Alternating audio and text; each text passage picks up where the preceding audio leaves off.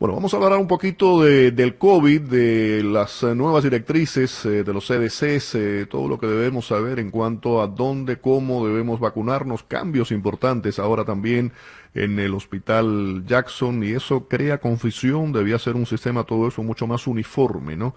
Para todas las personas. Vamos a darles a ustedes la información a continuación, conversando con el doctor José Antonio Cisneros. Doctor Cisneros, buenos días, gracias. Buenos días, Feliz Guillermo. Un placer. Vamos a comenzar.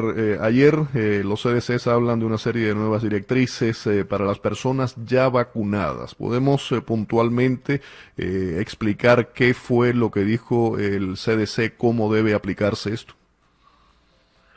Bueno, primero se ha avanzado bastante en el proceso de vacunación.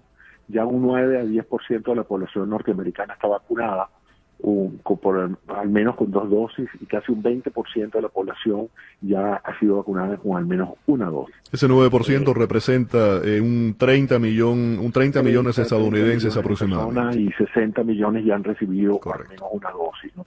Ujú. Y después de haber pasado, ya vamos para el tercer mes de vacunación, ya se tiene suficiente data del comportamiento epidemiológico de las vacunas, es decir, cuántas personas vacunadas una o dos veces han contraído el COVID o se han complicado. Y los resultados son tan halagüeños que el CDC ha decidido, pues, recomendar o liberar a las personas ya vacunadas, aquellas que ya tengan más de 14 días después de haber sido vacunadas con la dosis única de Johnson & Johnson, o 14 días después de la segunda dosis de la de Pfizer o de la de Moderna, que ya pueden en su entorno familiar, es decir, con sus hijos y sus nietos y aquellas personas cercanas a ellos que no tengan síntomas y que no tengan condiciones de riesgo, que no sean tan vulnerables, ellos pueden dejar de usar el tapaboca y dejar de usar el distanciamiento social sin peligro de que ellos puedan contraer la enfermedad.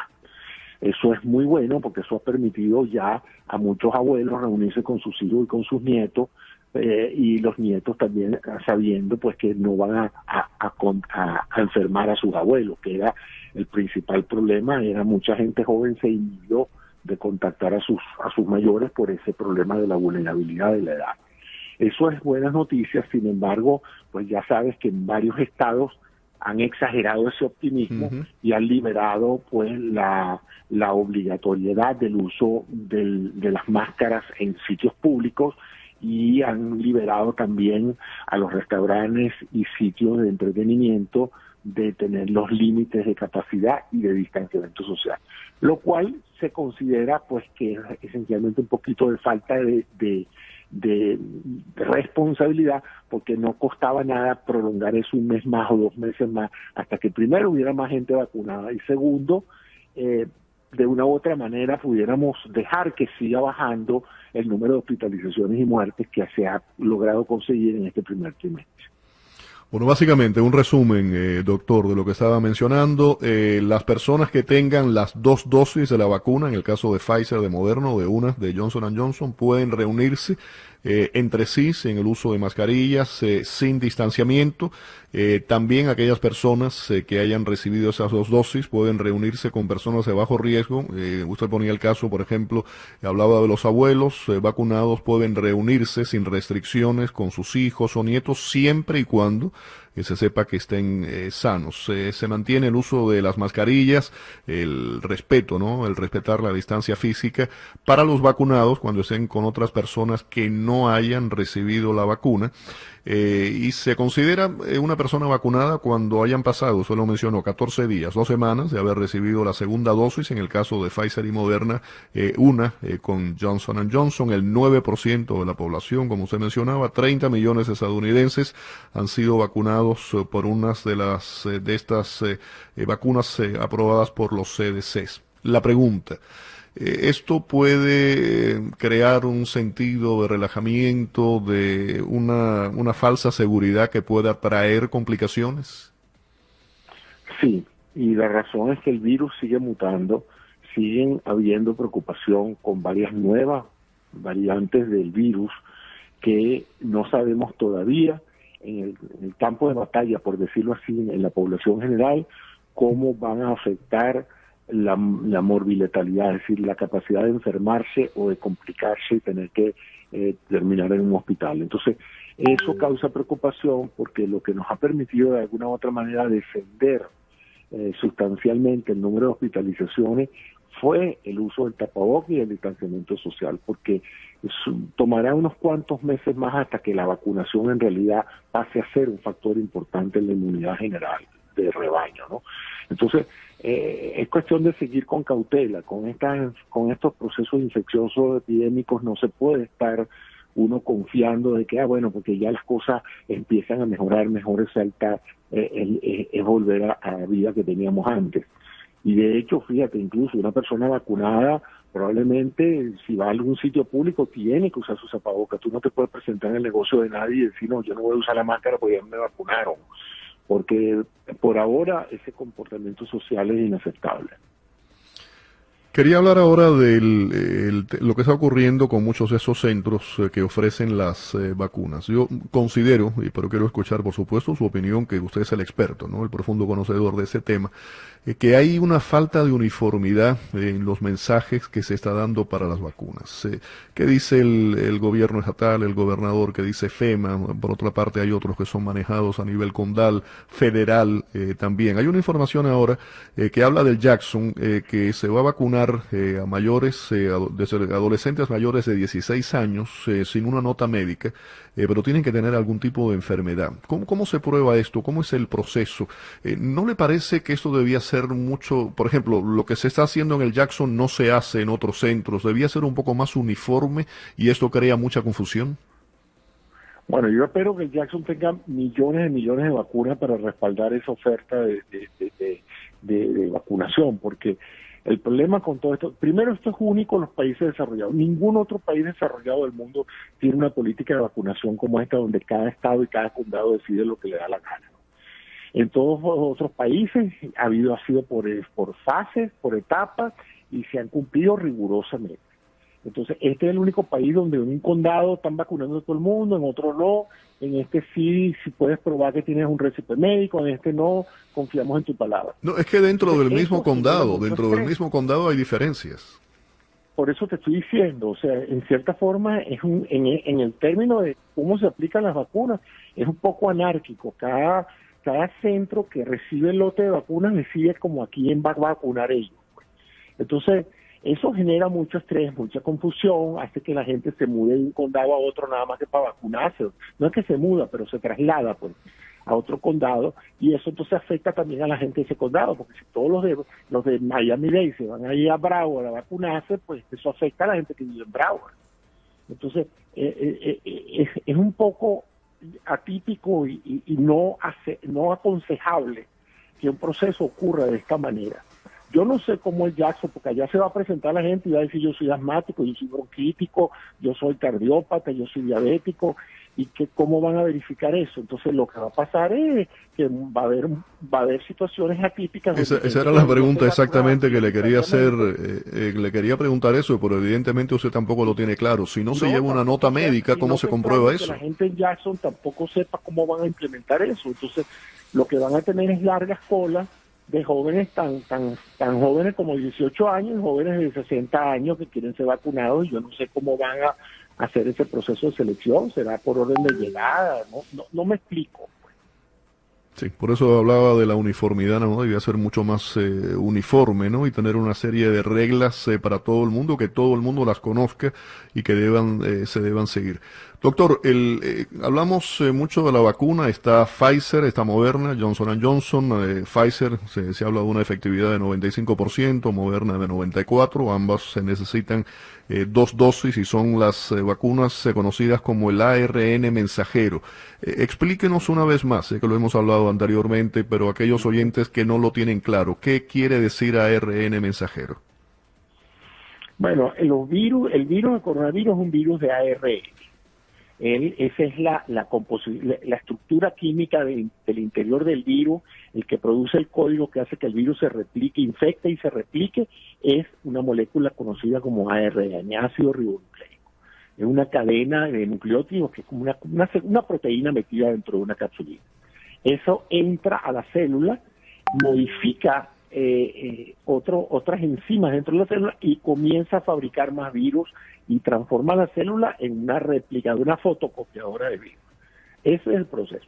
Entonces, lo que hay que impedir que el virus o entre a las células, que son los agentes antivirales, o que de alguna manera nuestros anticuerpos, nuestros recursos naturales de defensa, ataquen al virus en el mismo momento en que uno se infecta.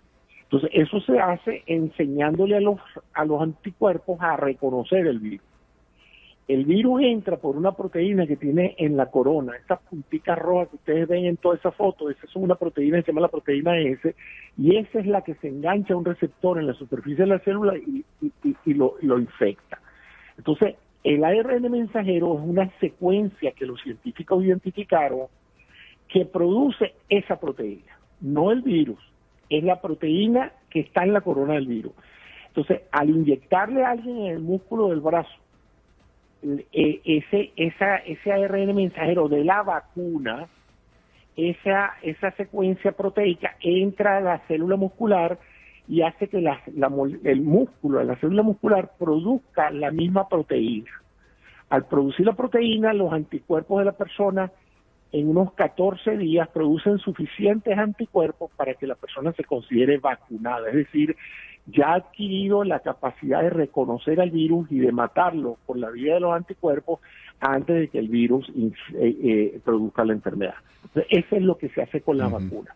La de Moderna y la de Pfizer es de la tecnología de ARN mensajero. Se llama mensajero porque él lleva mensajes codificados de un lado a otro de la célula y la usa para producir más proteínas. Y tradicionalmente las otras vacunas, doctor, lo que hacían era inyectar una especie de virus debilitado al organismo, ¿no? Exacto. En el pasado se usaba o se mataba el virus y se metía el virus, digamos, completamente destrozado, pero con su contenido proteico, para que el cuerpo aprendiera a reconocer las proteínas del virus y generar los anticuerpos. Y el virus atenuado era eso, un virus que había sido debilitado para que no enfermase, pero lo suficientemente viable para que el cuerpo lo reconociera. Y esas eran las vacunas, y todavía casi todas las vacunas que todos nos hemos puesto a través de la vida han sido de virus muerto o de virus atenuado. Pero con la nueva tecnología genética podemos producir vacunas de ADN o de ARN. La vacuna de Johnson & Johnson es una vacuna de ADN. Entonces, en ese caso, igual no es el ADN completo del virus, no es un ADN que va a entrar al interior del núcleo de la célula a cambiarle el ADN a nadie, no, es una secuencia de ADN como una instrucción específica que hace que la célula vacunada, en este caso el músculo de la persona que se le va a inyectar, produzca la proteína necesaria para reconocer el virus. Eso es todo lo que es una tecnología innovadora. Si aparece un nuevo virus, pues se detectará el código genético de ese nuevo virus y se elaborará una nueva vacuna con la misma tecnología. Ya he escuchado expertos en ese campo que eso hoy, con el avance que se ha hecho en el año pasado, ellos hoy en 180 días, si aparece un virus nuevo de este tipo, ellos pueden en 180 días desarrollar una nueva vacuna para ese virus en particular. Bien, creo que ha quedado clarísima la explicación y muchos se preguntan, doctor, ¿quiénes no deben recibir la vacuna? Son aquellas personas que desarrollan alergias, ¿no?, a los ingredientes utilizados en las vacunas. La FDA tiene una lista, ¿no?, con todas esas especificaciones que pueden entrar para corroborar si ellos pueden recibir la vacuna o no. Hasta ahora, esencialmente, lo que se le pide a esas personas que han tenido historias alérgicas es que no se vacunen en un sitio donde no puedan ser atendidos por los servicios médicos especializados, ¿verdad? Claro. Pero hasta ahora no hay todavía una contraindicación clara a la vacuna. Se ha usado en personas tan ancianas como 100 años y ha sido efectiva. Se están haciendo en este momento los estudios de fase 3 en niños y adolescentes, ¿ok? Y se ha usado en mujeres embarazadas sin saberlo. O sea, mujeres que no estaban embarazadas, en los estudios de fase 3 fueron vacunadas y se embarazaron ya post-vacunadas y tampoco se detectaron alteraciones de malformaciones congénitas o de ningún problema durante el curso del embarazo a raíz de la vacuna. La vacuna ya va por casi 100 millones de personas y la mortalidad asociada directamente a la vacuna es mínima. No se ha demostrado todavía de manera precisa que una persona murió por la vacuna. ¿Ha muerto mucha gente después de vacunarse? Sí. Y van a haber muchas noticias de personas que dijeron, se puso la vacuna y 3 días después se murió. En casi la mayoría de esos casos no se ha podido establecer una relación directa entre que murió por la vacuna o murió después que se vacunó por condiciones preexistentes. Muchas de esas muertes después de la vacuna han acontecido en hogares de cuidados de ancianos, donde de por sí la mortalidad ya es alta comparada con la población normal. Entonces, esa es la situación actual.